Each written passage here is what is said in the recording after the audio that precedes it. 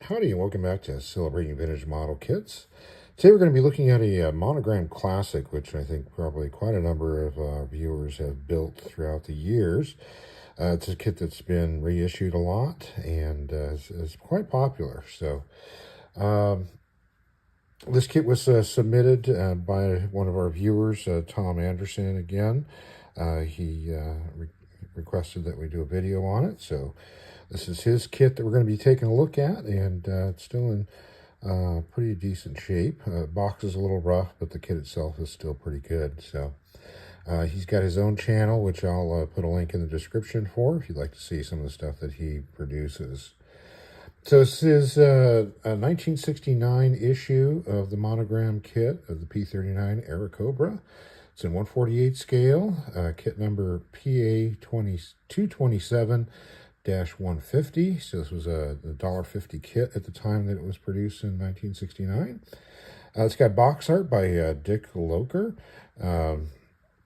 He did a lot of the later 60s box art for them and has a very distinct style, a little simplistic compared to maybe some other box art, but still very distinctive, and kind of set the look of Monogram in the late 60s, early 70s. So let's take a look at the kit itself. We're not going to get much into the history of the P-39. I think most people are fairly familiar with it. So we'll just go right into the kit. So on the cover here, we've got the large artwork here with the blue outline. This powder blue color was common for Monogram kits of this late 60s era again. We've got over here kind of a little cartoon image of a cobra and a snake charmer, which is kind of different. Probably won't get away with doing that nowadays. And emphasizing the cannon firing ability. P-39 is known for being built around a 37 millimeter cannon, and makes mention to this. It also says that it can be built as one of 4 versions. On the side here, we've got a kind of, I think this is actually some art here of one of the versions, the P-39. It doesn't look like a photograph. Some additional information about the P-39. Monogram's information here. Again, 48 scale. On this side here, we've got a little bit of detail about the kit itself, talking about many operating features, removable panels, and so you can see machine guns, magazines, cockpit door, things like that. Down here, we've got our copyright in 1969. And we've got another artwork of the Soviet version. The end, we've got the kit name over here, 48 scale, and the kit number, the 227-150. And this end is pretty similar, just kind of reversed. So this is after Monogram had switched to printing directly onto the cardboard. And here we have our instruction sheet.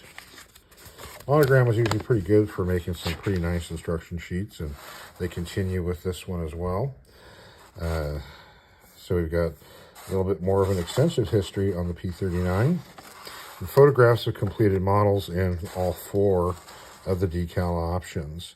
The P-400, which was the name or the designation given to RAF P-39 Airacobra ones that were confiscated after World War II started for the U.S.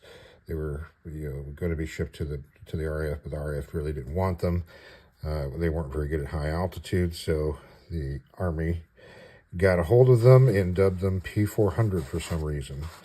Have not been able to really understand where exactly that designation came from, but there's a common joke about this. What a P-400 is a P-40 with a 0 on its tail.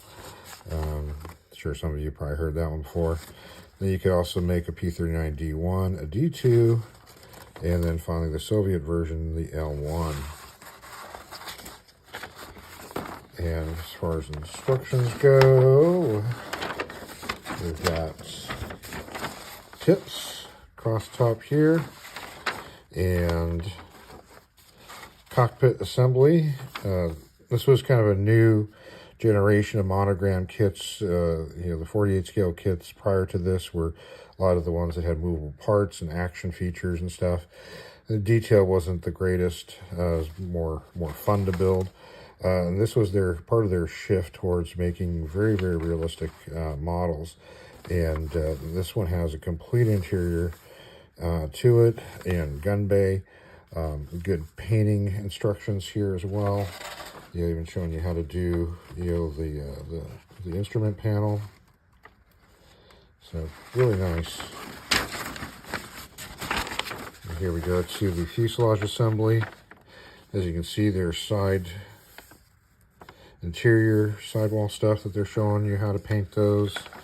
Assembly of the fuselage itself. I don't know if it makes mention about trying to put weight in the nose, so this one's not sitting on its tail. I don't see something on it, but you definitely wanted to load up the nose. It's hard to get stuff in here because of the fact they're actually showing you a bunch of interior stuff, but if possible, it's good to load the nose up so it doesn't drag on the tail. They are also showing you how to trim the cannon barrel depending on which version of the aircraft you're doing. Long barrels for the 20mm, short barrels for the 37. Assembling the wings, so that's fairly simple. And then landing gear. And then the final assembly pieces here, which are the removable panels. Next up are your painting and decals. A little bit of information on how to paint and how to decal. And then the decal layouts here. So we've got the Soviet markings for a Lend-Lease one, which is a P-39L. We've got a 39D1, which was supposed to be for the 67th Fighter Squadron of the 347th Fighter Group. Guadalcanal. And then this one from the 57th Squadron in the 54th Group up in Alaska. And then the final and most popular one is the Hell's Bells. And this one here, they give you a 4-view since it's got camouflage instead of just a solid paint job. This also shows you where to put all these additional decals that were common amongst all of the kits, or all of the markings. And this is from the 67th Fighter Squadron on Guadalcanal from the 347th Fighter Group. So, Monogram did a really good job on representing these decals here. These are specific aircraft, and I was able to locate some photographs of it. So the Hell's Bells one, got a good shot of that one. That was actually flown by a pilot by the name of Lieutenant Ferguson. And so there's a picture of him in the cockpit, and the rest of the squadron standing around the aircraft.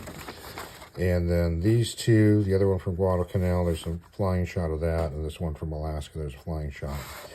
The Soviet one is just a generic Soviet one, so don't need to find a specific photograph for that because it doesn't exist. So there you go with those, and here's the decals themselves. These have yellowed a little bit, but we're pretty nice. It looks like they're slightly out of register though. The red is off on this yellow part here, and let's see, where else would red be? And the Hell's Bells, you can see it's kind of slightly off. And so, otherwise, not too bad. You got a lot of little stenciling, which was new for kind of that time period. You don't see a lot of kits having stenciling decals. So, on the back, you've got your kit number. And it looks like 1969 for Monogram. So let's take a look at those photos of the actual aircraft here.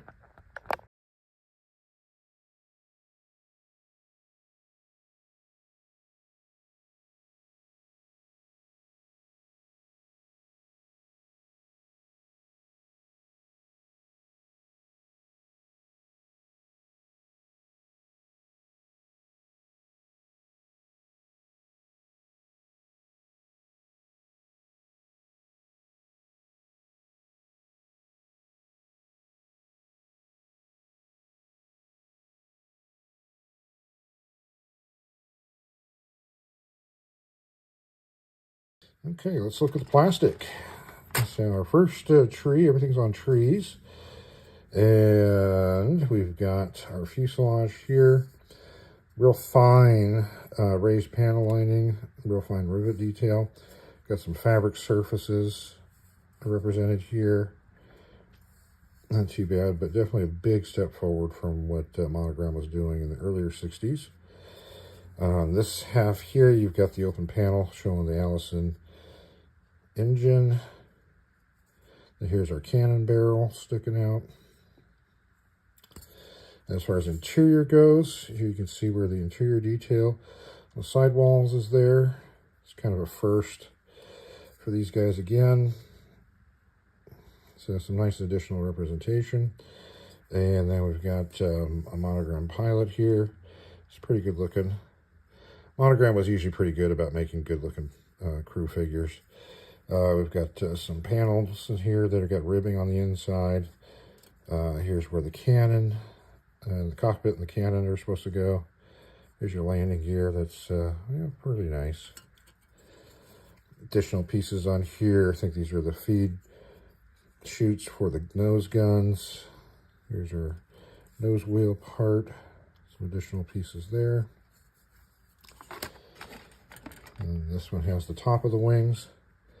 Again, raised panel lining, very delicate. Fabric representation on the control surfaces. Got a rough area for the wing walk. Got two different sets of exhaust stacks depending on which version you're going to be making. Here's our cockpit pieces, so a very nice instrument panel there. Additional cockpit pieces. And there's your car door that could be open. It's got some stuff on the inside. Yeah, the back side of the instrument panel is actually showing the instruments on the back. So pretty neat. Pretty well done. Even the pilot seats got molded on seat belts. So, very nice.